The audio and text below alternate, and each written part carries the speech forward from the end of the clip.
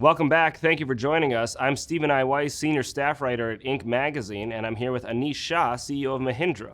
Anish, thank you for being here. It's a pleasure to be here, Stephen. Anish, the Mahindra company has for a number of years been known to have a specific philosophy called RISE.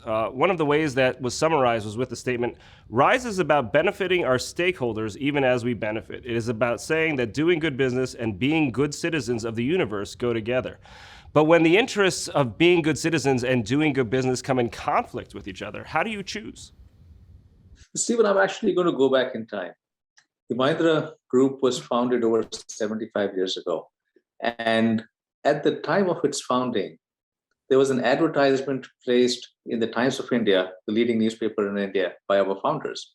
And that talked about the principles under which the company was founded. And those principles talked about dignity of labor, about meritocracy, around the need to help society, the need to help the country. And that's been the bedrock or the foundation of the company and the group over the years. So for us, we began with a purpose. And purpose over time has driven profits. So it's never been a choice. We've always felt that the purpose is what should stand ahead. And as we do good, we will see our businesses do well because it helps us attract better talent. It helps us operate in a way where the environment and the stakeholders around us know that this is not just for capitalism, but it is for the broader society as well. And that has reaped results for us. So anyone who's been a manager knows that setting a single straightforward goal can often work. Say, let's build 1,500 tractors in this factory in this week. But the moment that you complicate that goal with multiple objectives, it can be hard to communicate the right balance between the two. So how do you try to acknowledge the difficulty of communicating that balance down the chain of command to your middle management and below? I think it's consistently talking about values. Where people know that that comes first, it becomes much easier. And I've been in reviews with, take for example, a real estate business, an industry where it is often difficult to meet targets without living up to values. And the message to the team has been, yes, it's important to have aggressive targets, but values will come first. So if you cannot meet those targets because you have to do something that doesn't fit with our values, then that's fine. We are okay with that, but we are not okay with you not meeting our values and meeting targets. So it's about that communication that has to happen consistently across. The benefit we have here is that this is communication that we've seen over decades. And therefore, even as I've taken my new role, the basic mantra is around continuity in change. So while there's a change in leadership, there is continuity in our values. And that is the most important aspect for us. But it's because it's been communicated for decades, it becomes easier because our people know what those values are and what we live.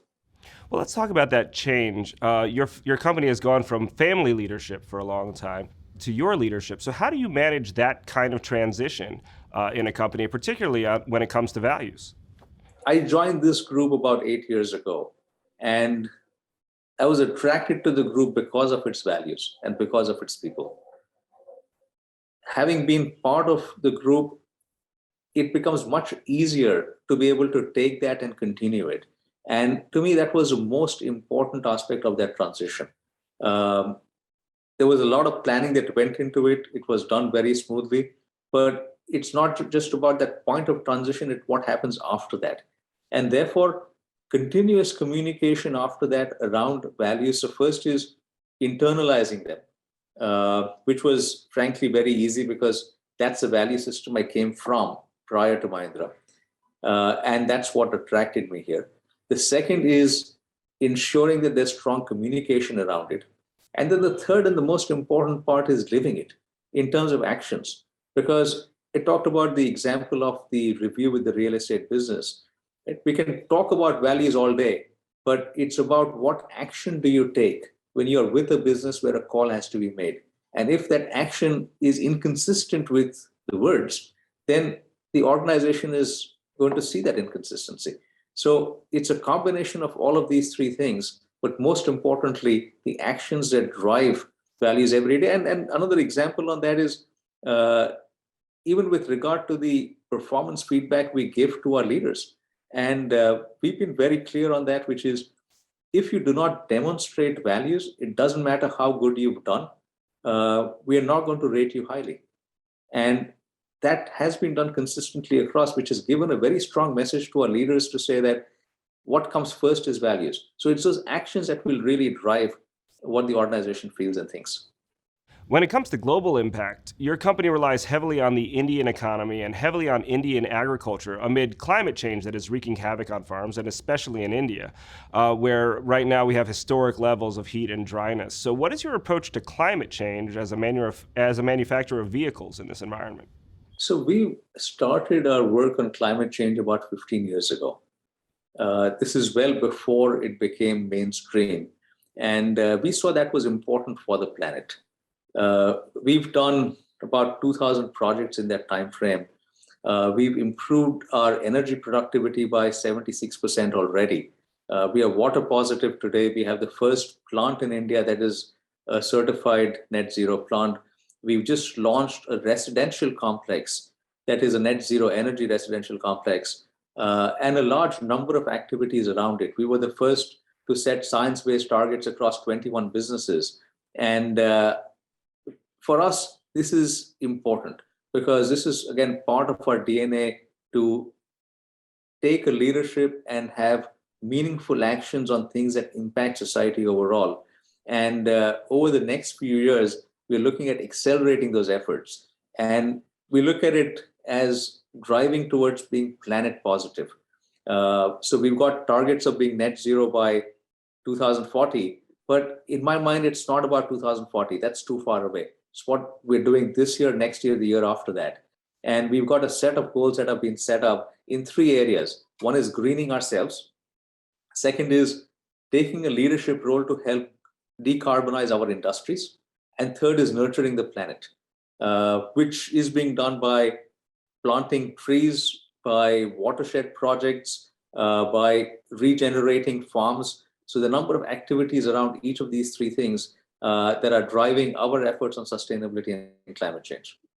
And as you expand more and more internationally, what's your message to companies in other countries, to companies in other industries, and to other countries overall as you're trying to grow there amid this climate change concern? Our message is on two levels. First is your earlier comments around purpose versus profits. We don't think there's a dilemma between purpose and profits. We think purpose will drive profits. And second, on climate change, our message again is by actions. We feel that this is a very important area for us to take a leadership role as a corporate, to work closely with other companies and governments. This is not about one entity or about one stakeholder. It's about all of us coming together because only then will we make a difference. When looking at case studies for Rise, one of the more interesting ventures that struck me was farming as a service, where you more or less understood that your customers who were farmers were looking for more help.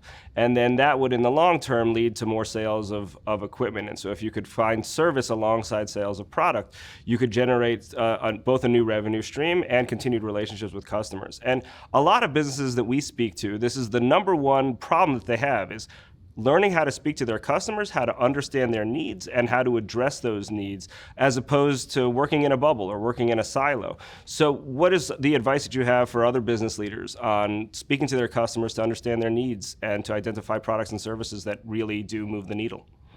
So on farming as a service specifically, Stephen, I'm going to come back to purpose as a starting point and talk about a RISE philosophy. Because a RISE philosophy is really about driving positive change in lives of our communities to enable them to rise. So as we look at a community of farmers, which is an area that is very important for us, or a community that's very important for us, not just with the tractor business, but also with regard to our SUVs, our financial services business, and a few other areas, it is important for us to find ways to help them to rise. And therefore, farming as a service did not start as a commercial enterprise. It started as a team that was looking at how can we make farmers' lives better, how can we enhance their productivity.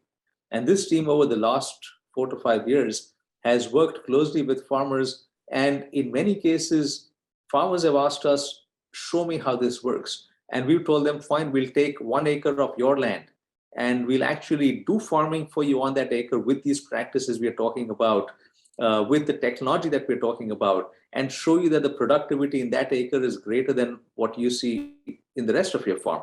And today we have 900 such plots. We call them technique plots. And these are plots that have been able to demonstrate a much higher level of productivity. And what we found as a result of that is that the techniques that we use have to be very different in different parts of the country, not only by states, but often by districts as well, because the soil is different. And that has helped create more value for farmers because it's more localized for them. So for us, farming as a service is really about creating greater productivity for farmers.